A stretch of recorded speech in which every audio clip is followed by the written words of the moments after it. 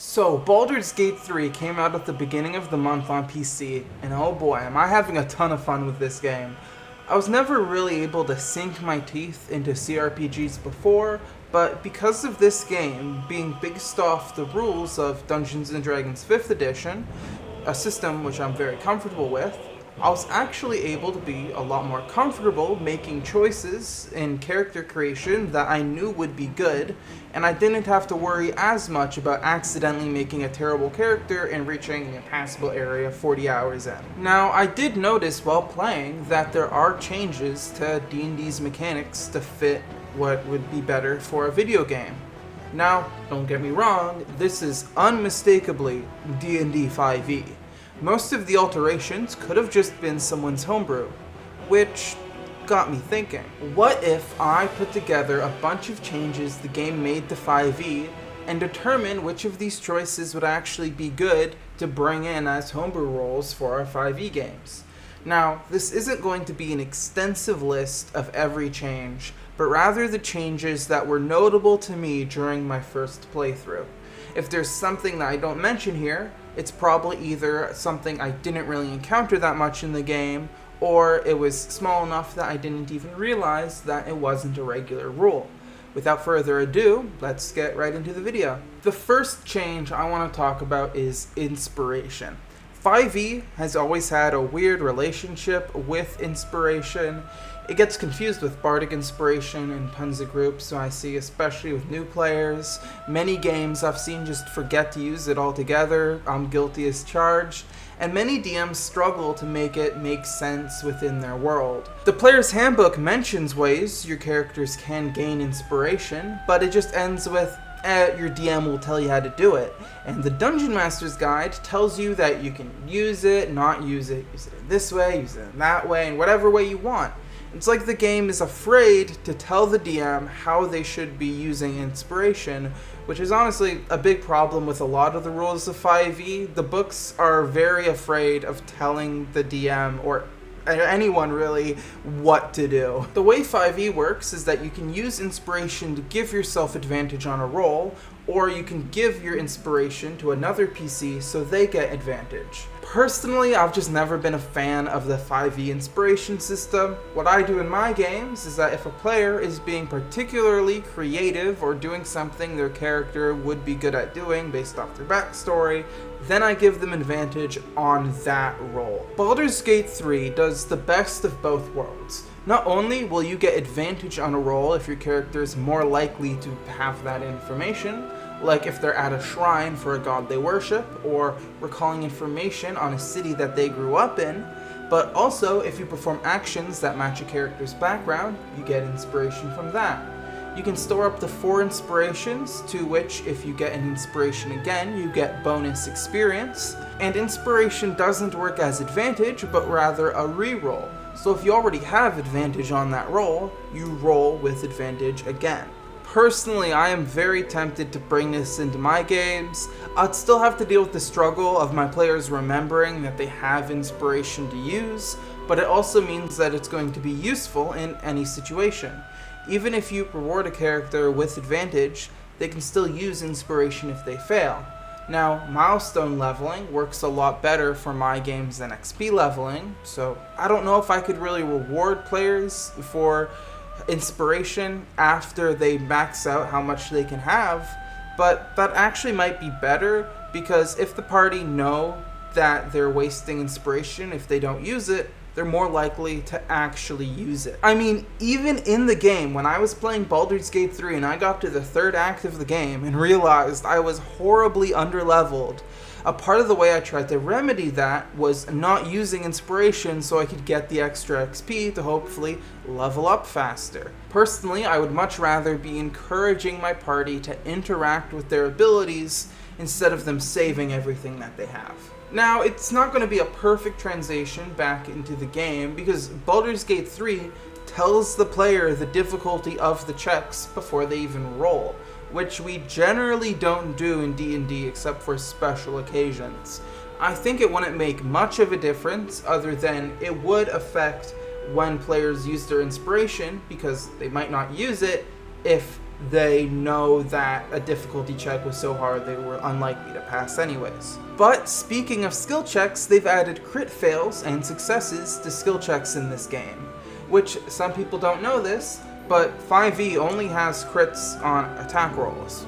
I've already made a video about my opinion on rolling, and I think that if you find crits for skill checks more fun, then do it.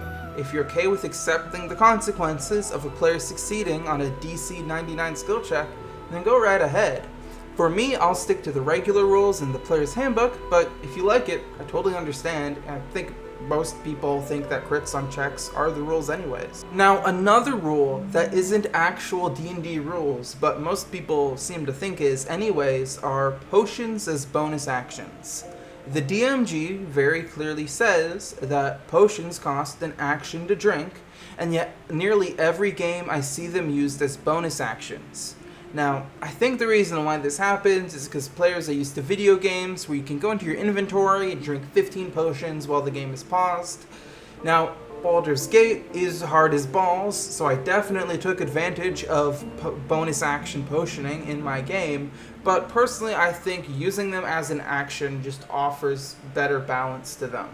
Remember, potions aren't meant to keep your health topped up in the middle of combat. They are meant to give you a health boost when you don't have time to take a short or long rest, or when a short rest isn't enough to fully bring you back to full health. For this next rule change, I actually had to go back and check my player's handbook to see if I'd been playing the game wrong this whole time, but no, this is actually a change that really affects the healer's role in the party.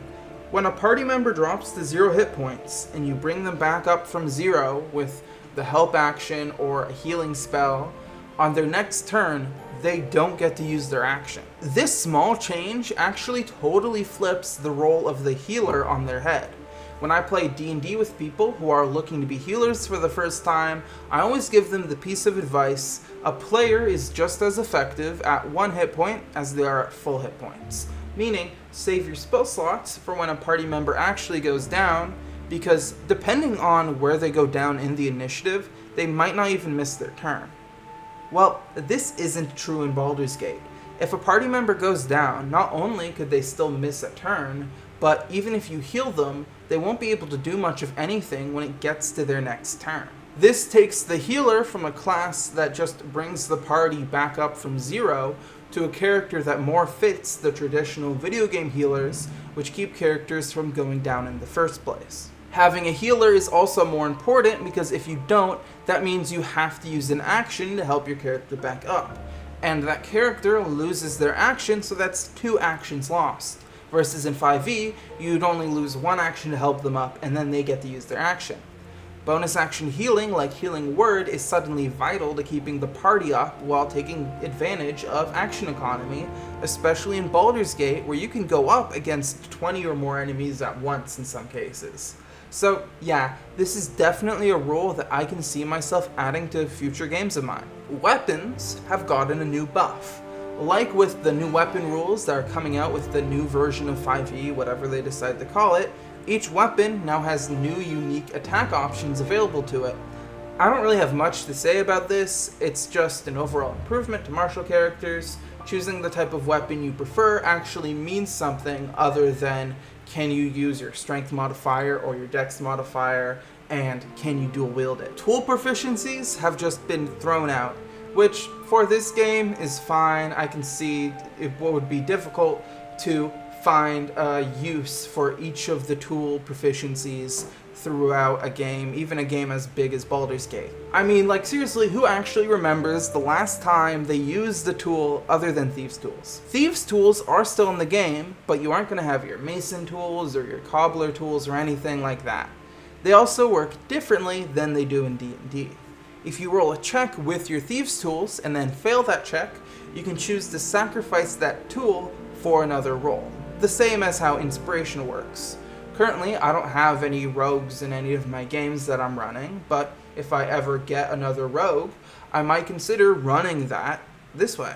I've always just found it weird that a thief could pick up a lock once, realize it's really hard, and then just give up. I feel like an experienced lockpicker with enough time and patience could break through almost any lock, they would just have to still keep track of an expensive resource that might also be hard to come across. Going back to combat though, if you're a bow user, you're in luck, as in this game does not keep track of arrows. I used to play a bow user, and I can say keeping track of arrows is more of a hindrance rather than a fun mechanic. Arrows are cheap and common, so after an adventure or two, you should have collected enough gold that restocking is simply a chore. This game also gives you a bunch of arrow varieties, which in some combats have been more beneficial to me as crowd control than some of my spellcasters. And the last thing I want to talk about is any spell that had a gold component has had that gold component removed. In fact, semantic and material components seem to have been removed altogether. Instead, all spells have verbal components, which means that a silent spell will absolutely cripple your spellcaster even worse than it already was in 5e. Personally, I could see myself removing gold costs from spells for my current Strixhaven game. Thus far, I only really give my party wacky magic items as rewards instead of gold. As well as only once has there been a situation where spending gold even came up. So the mechanics of spells that cost gold don't really make sense in my game. 400 gold pieces is a lot harder to come across in my games than it will be in your game. And that totally changes the dynamic of spell costs. So I feel like when gold costs for spells come up in my games, I'll just remove the costs and balance spells as we go. So that's everything that I feel like I had to say. There's more things that I spotted, but it's all really nitpicky stuff, like how particular spells work. They've been changed to work for a more metric system and to work for how the movement mechanics work in this game. So it doesn't really matter. What I've covered covers the biggest changes that I noticed when playing Baldur's Gate 3 that I feel like could have an impact if you brought it over to 5e. Anyways, thank you for watching. If you like this video and you want to see more like it, click that subscribe button to stay updated on future releases. Right now you can kind of see in the background, but I'm currently moving. So this is the last time you're going to see this space as my background. And yeah, I hope you come to see the next video to see what the new space looks like, or just to see what stuff I make. I didn't write a script for my outro this time, so I don't know what to say, so I'm just gonna let it fade to black.